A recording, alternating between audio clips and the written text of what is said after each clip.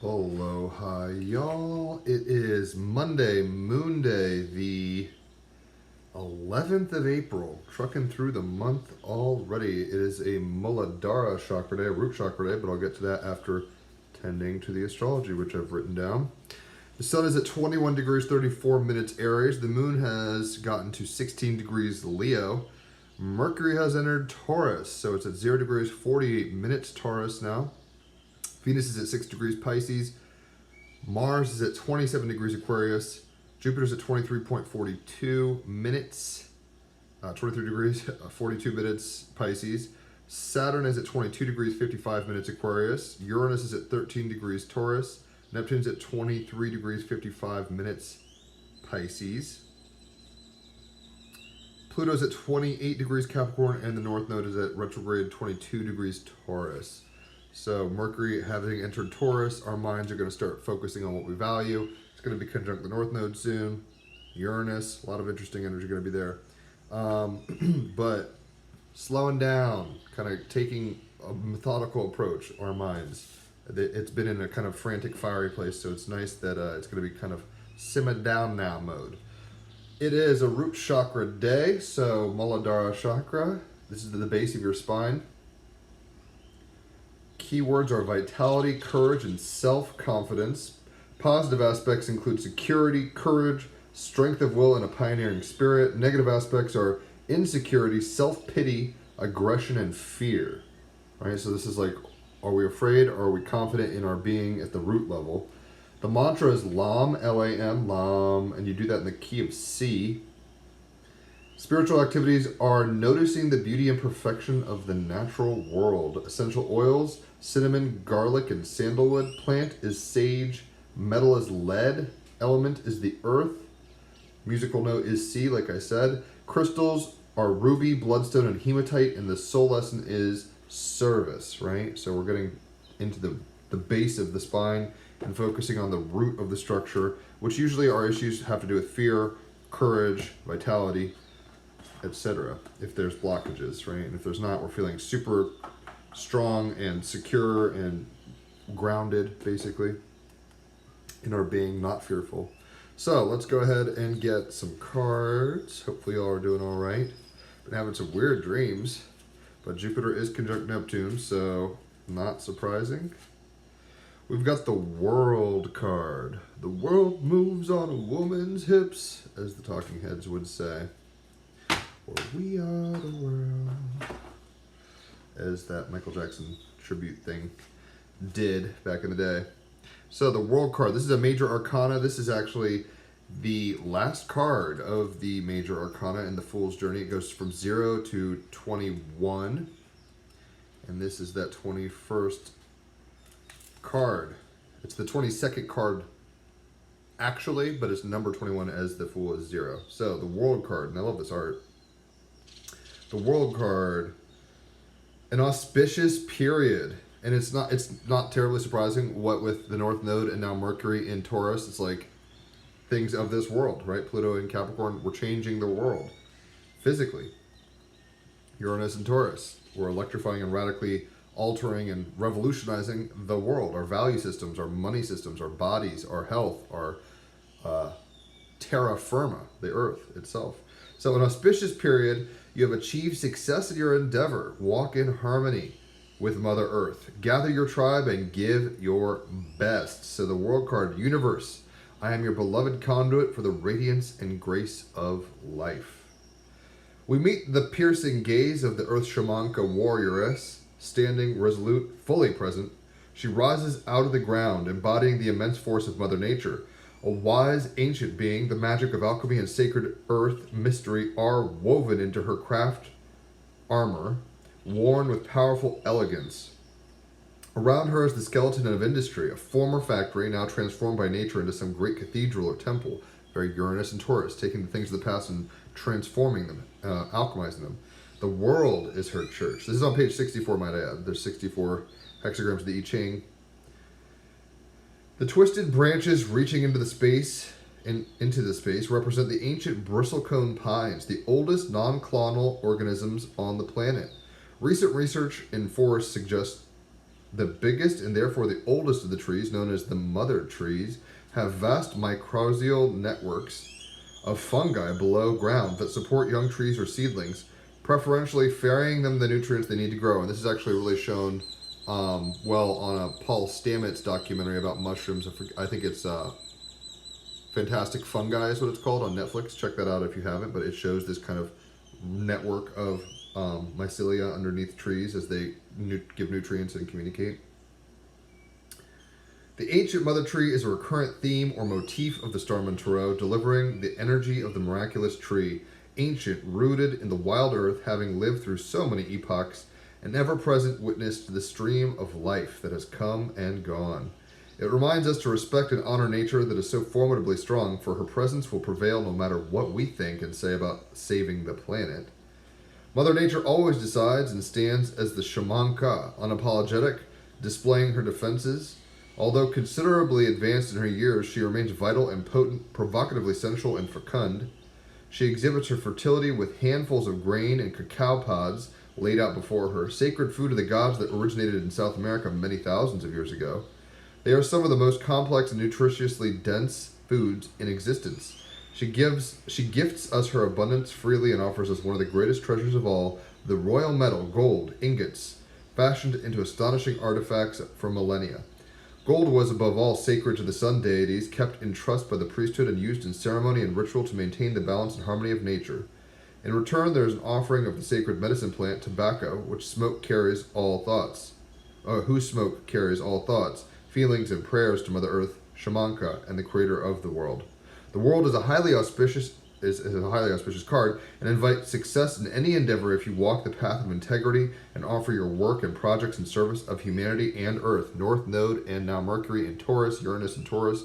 You can revolutionize your reality if you are practical and thoughtful of Gaia, basically, and those inhabitants on her flesh, us, animals, minerals, etc., plants. You are finally mastering life, Saturn in Aquarius, and are literally taking the world by storm, Pluto in Capricorn, Uranus in Taurus. As a clear vessel and channel unfazed by the tumultuous changes and cycles of life, you tenderly and expertly balance these compelling and natural energies: earth, water, fire, air. I feel like Avatar The Last Airbender saying these things. The elementals are experienced as marvelous instruments that can be played together to make exquisite music and harmony which resounds through the universe. It is time to gather your tribe and be a force for good, right? So the world card. Universe, I am your beloved conduit for the radiance and grace of life. An auspicious period, you have achieved success in your endeavors, walking in harmony with Mother Earth, gathering your tribe and doing and giving your best. So, as you can see in this card, we have this higher self, this God image, right? The spirit of this higher, your soul, whatever you want to call it, God. I mean, there's many ways to classify this stuff, but and it's looking down on the hologram of life, and we're down here playing in our little video game avatar suits, doing our best. And it's as above, so below, right? We're watching and witnessing the dream, and the dream is being functioned through, and hopefully our actions are righteous enough that we make this a happy, all-seeing eye, or God, or however you want to put that. So that's kind of the energy of the day at the moment. Let's get a clarifier and see what wants to pop. The World card is really one of the best cards, in my opinion. I mean, it kind of wraps up the journey, and then it goes right back to the Fool card. Alpha and Omega, the Fool, right? The beginning and the end. And this is kind of right before the end where you realize, oh my gosh, I am everything and everything is me. It's almost like the end of Neon Genesis Evangelion, where it's just like, wow, we're all one big thing having a dream of itself. And then we get the Magician, guys. Today's a pretty magical day. World card and Magician. These are both major arcana. So you are an alchemist in for the force of awareness in consciousness in minute form, right? In embodied form. The Magician is a major arcana card, like I just said, so it doesn't have a suit corresponding to it, i.e. this is for everybody. And the like it's not like a fire sign or earth sign kind of thing. It's the Alchemist, right? This is about, I will blow your mind. I'm manifesting your reality. And that's kind of what we're doing down here. We're manifesting our dreams into a particular reality and then embodying it and jumping into the dream. Ideas are communicated and brought into the physical world with ease, right? Mercury in Taurus, physical world, has very high communicative aspects right now. You have everything you need to create the world you desire. North Node in Taurus, reconfigure yourself in liberating and expressive and complex ways. Mars and Saturn in Aquarius, right? Reconfiguring, re-engineering, revolutionizing Uranus and Taurus, the world, which is what we're made up of. You know, we're cells in the body of God, or we're, you know, follicles on Gaia's skin, or, you know, however you want to break this down. But we're here in, you know, higher consciousness manifest in the world, and we're here to do what? Play with the elements. Play with, you know, earth, wind, fire, water. Play with spirit. Play with polarity, suns and moons, right? You can, I mean, both of them are there, right? It's the sun on the outside and the moon on the inside. So highly alchemical day today on this root chakra day, this Muladhara chakra day. Let's go ahead and get an animal oracle card and go from there. Stacey DeMarco has been on the Team Rabbit Hole podcast, so check that episode out. She's fascinating. Aquarius from Australia. She's got like 20 decks, oracle decks. They're all really cool, but I've got the animal oracle. So freedom is the horse. And that is one of the major parts of the world card when we realize that we're, you know, spirit in physical form having a, you know, spirit having a physical experience, right? And we realize we're the alchemist, we're the magician. That's a very freeing situation. And ultimately, that the fear that prevents us from that freedom is in the root. So you really need to be focusing on the root, releasing the fear and accepting your place in the world, understanding that you're a conduit of life, of consciousness, of the elements. I know this is all kind of new age woo-woo sound, but it's true, and it will help you have a better time in the game. World card, right? You're in the arcade game and you're playing, and you can use the Mario star or not, and it will change your apprehension of the Tao.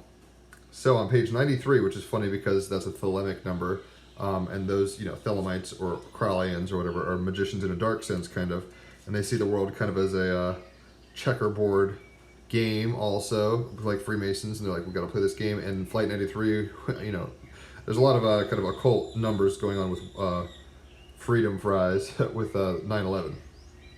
So I digress. 24, horse, freedom. To be truly free, we must learn true independence, right? We have to see ourselves in the world, but not of it. Like we're out here, but, you know, and truly independent. Magician, like the person who's going to push their will onto reality and play with it. Trust yourself, which is sometimes an issue with the root chakra, right? We're not trusting ourselves. We're fearful. We're not believing we know the answer. Trust yourself as listening to people who may have other agendas is not the way to make a good, clear decision. Individuation from our parents is a natural process, although it is often fraught with difficulty on both sides. Your true power resides in your ability to always know you have a choice, and it is yours to make. Mythos. There was once a young king who lived in a castle upon a great hill who had just been newly crowned. So he began looking for a queen. He was out riding one day and saw a woman who was riding a huge white stallion as well, if not better than he rode. Her horse flew across the fields, and the woman's hair streamed along and wild behind her. The king kicked on his horse, and after some time caught up with her. Her face was flushed, her smile bright, and her words joyful. Their eyes met, and they fell deeply in love. Aw, Venus in Pisces. Neptune conjunct Jupiter in Pisces. After a time, the young king realized Rhiannon, for that was her name, who was loving, loyal, gentle, wise, and fair, very Mercury in Taurus, North Node in Taurus energy, was all he wanted in a queen. It's like, this is it. This is the chick I want to do magic with. She's the final boss, and I want her. He asked her to marry him, and she accepted with grace. Rhiannon's responsibilities as queen would now be taken over from the queen regent, and while it would be natural for the mother of the king to be pleased for her son, secretly she was very jealous of her usurper and resented her loss of personal power. South Node in Scorpio. Jealousy, right? Attachment. Power struggles. Soon, a beautiful blue-eyed son with a star-like birthmark on his leg was born. To protect him, I just want to say, like, she was afraid, she was fearful of her power being taken away, and that was, like, the main issue. Soon, a beautiful blue-eyed son with a star-like birthmark, kind of like Cloud Atlas, on his leg was born. To protect him, Rhiannon kept her baby with her as she slept in her chambers. Right, Venus and Pisces. One morning, when Rhiannon woke, her baby was gone from her, and in his stead was a great deal of blood. She screamed in horror. The Queen Regent yelled, "Look, she has killed her baby. I knew she wasn't to be trusted." Rhiannon insisted the baby had been taken, but the Queen Regent was not to be convinced. The king asked Rhiannon where the baby was, and she confessed she didn't know. Rhiannon's son had been kidnapped by the Queen Regent in the night. She had killed a chicken and used its blood to make the scene against Rhiannon. The Queen Regent had decided to raise her son as her own, and he was safe but hidden. Rhiannon was put on trial, and she made no defense, which is kind of the shadow of a moon in Leo when you don't have, the roar in your spirit, or you kind of just succumb to the trials of life, and you're just like, I don't know, I don't have any magic, I don't know how to stand up in this world. So you kind of just take it. She made no defense, and was found guilty of her son's murder. Saturn in Aquarius, right? Judgment was rendered. Pluto in Capricorn. The king, who's still so much in love with her, Venus in Pisces, could not kill her, but instead sentenced her to a job that would bring huge shame to her every day. Moon in Leo, like, I'm going to make your ego feel it emotionally. Shame. As the castle was up on a high hill, visitors were given a horse to travel to the top. Rhiannon's new job was to take the place of one of the hard-working horses and carry people to the top of the castle on her back. Every day she struggled with her guilt, never raising her head. She slept in the stables with the horses curled up and crying. Rhiannon gradually became aware of the importance of the work the horses did beside her. People couldn't get to the castle without them, and they bore the work with strength and focus. Very Taurus, Mercury in Taurus, North Node in Taurus. She also realized the horses were set free at night, and they ran, played, loved, and foraged, mindful of the moment, Leo Moon. They were playing around and having fun from their heart at night. She decided that she too would follow their example, bearing the guests with strength and focus and enjoying her freedom at the end of the day instead of hiding in shame. On one of these evening walks, she saw the Queen Regent playing with a little boy in a lower courtyard of a farm. He was on a small pony. She thought the king must have remarried really quickly, which is kind of a naive, almost airhead-ish Jupiter conjunct Neptune Pisces thing, where it's like, oh my gosh, is that even my kid? Doesn't realize it. The small boy lost his balance and fell. The Queen Regent checked him over for cuts, and as she did so, the little boy's trouser leg was lifted, and there on his leg was a birthmark in the shape of a star. Rhiannon realized this was her own son and that she had been tricked. She called the local people together to witness the boy and confirm the mark on his leg, right? Saturn and Mars in Aquarius, where it's like you need the will of the people sometimes to get things done. Happily, the king had not stopped loving Rhiannon, Moon in Leo, he royally loved her, and it reinstated her as queen, banishing his mother into exile. South Node in Scorpio. It's like, bitch, get out of here. Rhiannon never forgot the lessons of the horses who had worked beside her, and from then on, no horse was a beast of burden in their kingdom, but instead a symbol of power and freedom. Mythos about horses or featuring horse deities encircle the world wherever horses were found or heard of. Deities linked to the horse include Epona, Etienne, Apollo, Poseidon, Orshef, Senna, Odin, Neptune, Equester, and so on. The animal. Besides the dog, there is perhaps no other animal that has shared such a close and integral relationship with humans. Horses have been a partner for humans in their discovery of the world, in wars, in production and hunting of food, and as a riding companion. Without horses being domesticated, huge numbers of cultures would have found it impossible to trade, roam, discover, and conquer vast territories. The human race owes horses a debt it is impossible to repay. Horses in their current form evolved years ago and were domesticated. They came in all shapes and sizes, from giant Shire horse breeds to dish-faced Arabians and the tiny miniature horses used as pets. Horses are herd animals and are highly social. They have eyes in the size of their heads that can almost see behind them, although they do have a small blind spot in their front field of vision. Horses are used as therapy for humans who have mental and physical trauma. Horse therapy programs commonly assist veterans with PTSD and children with autism, and they visit hospitals and hospices to bring comfort. Their loving spirit, pure presence, and healing attributes make them perfect for this work. The magic. Horse magic is profoundly free and powerful. To ride a horse at full gallop is to experience a sacred bolt of the most primal liberty. When you are feeling trapped or small, expand your field by calling for their energy. There is also a long history in physical and mental healing with horse energy, and this can be used when you are ill or unstable. Horse energy invokes a calm and solid presence, North Node in Taurus, right? Mercury in Taurus, and can be used to quiet your spirit if you are feeling disturbed. Horse magic is also an expression of trust. It's when we have faith in our groundedness in the world around us and the beauty around us. We trust it. Root chakra. Horse magic is also an expression of trust. A powerful horse can go anywhere if it wants, yet it is willing to be led.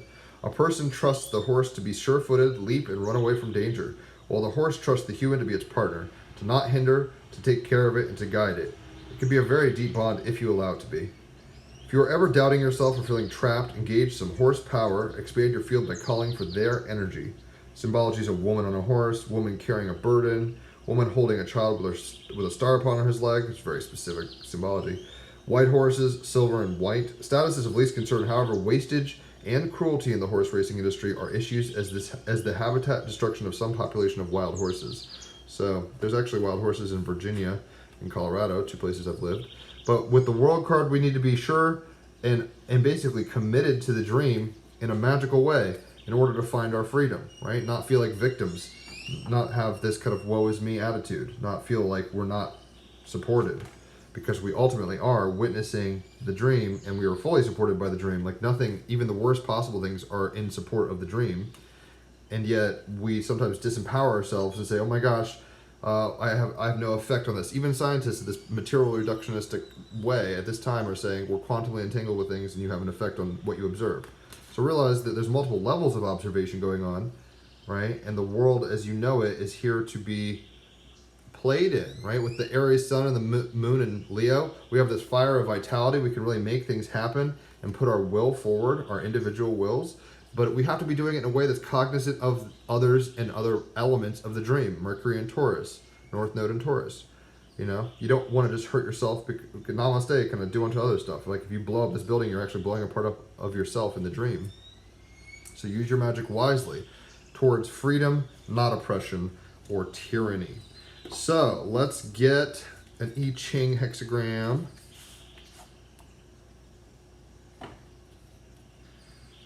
I'm a little tired today, but I'll live. Ooh, this is some Saturn and Aquarius looking stuffs. The Royal We. Number 45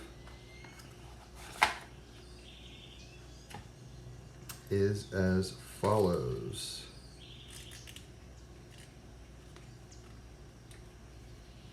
Gathering. Wherever people find themselves, and I should say the world is a gathering of all of our consciousness, right? The world itself is a bunch of magicians having fun and freedom, dream time. Wherever people find themselves together, there's something which motivates them, Mars and Saturn in Aquarius. Whether a collective goal or a stronger person to whom they align themselves. As a leader, you become the focal point of all the group's strength. As an ordinary, and this is about, you know, the leadership of the heart, moon in Leo, where we really need to be kind of tapping into the inner leader. So as a leader, you become the focal point of all the group strength. As an ordinary group member, you add your individual capabilities to the collective power of the group. In both cases, you are one of the group and contribute to the concentration of energy within the group, right? So we're both witnessing the dream, but we're also in the dream, and you know, we have individual power as the magician, right? But we're also a bunch of magicians together playing around and basically having fun in this world. Either role could have a positive or negative effect upon your personal development. It all depends on how you go about it.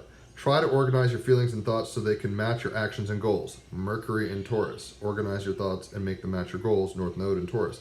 By doing so, you gain self-confidence, moon in Leo, and it can achieve your objectives, Aries sun. It's like get out there and make it work. So, let's get one more card, and then I'm going to go call my fiance, do our thing.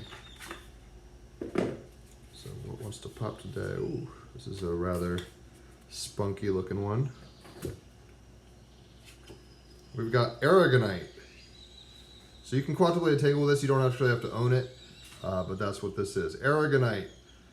What it is, like iron patinaed flowers forged by tiny hammers. Aragonite forms in geometric bursts called star clusters, and we just talked about a star birthmark on this kid's leg. It also occurs in the exoskeleton of stony corals and the shells of most mollusks, protecting the squishy and fishy inside. Who needs it? Anyone feeling out of alignment in need of a major reset, right? When you're out of alignment and you need a major reset, you need that freedom, get into your root chakra. That's the beginning of that process. Where to put it? Meditation cushion adjacent. When to use it? When it's time to retreat to your shell or step out of it. If you want to be square with the outside world, first you've got to square up your inside world. And it's funny, it's talking about the world. When you're the world card, right? So when you want to be squared up with the world as an individual in there, as well as a part of the group, you're going to be tapping into your individual power as basically a shaman or shamanka, as I was saying in the world card. And when you want to tap into this power, use Aragonite. So if you want to be square with the outside world, first you've got to get square with your inside world, right? As above, so below, as within, so without. Call on Aragonite to help set a healthy, sustainable balance. Find your center. And we really do this by getting into our root chakra succinctly, right? So Aragonite, find your center. And notice how there's the center of the group here, right? And the world is the center of our higher selves attention. And the center of your reality, sun and moon, kind of all the elements, is the magician card clarifying this world cards, right? So you have to really get in balance with your personal power in order to be in the world better. You have to understand your personal role in order to be in the group better. Finding your center is how the others can center around themselves and you and find freedom, all the which way. So try to find your balance. Try to find your root today on this root chakra day. Understand that you're part of a huge dream, right? A collective dream, a whole collective hallucination, you could even put it, right? Where we're all witnessing individual parts doing their own things. Yes, your spirit having a physical reality. And ultimately, there's a freedom in knowing that, right? It makes you not have to hold on to your natal chart or whatever so tightly and know that like one day you'll return to source and be like, wow, I really played that video game well. But while we're in the video game, we want to manifest the power and manifest the, magician card that helps us individually and the group simultaneously find our center, right? They're finding their center with Aragonite, finding the center, and it's red little center like the red root chakra. So hopefully you've enjoyed this reading. If you have, leave a tip. Holler for cards. It's $33 for an hour.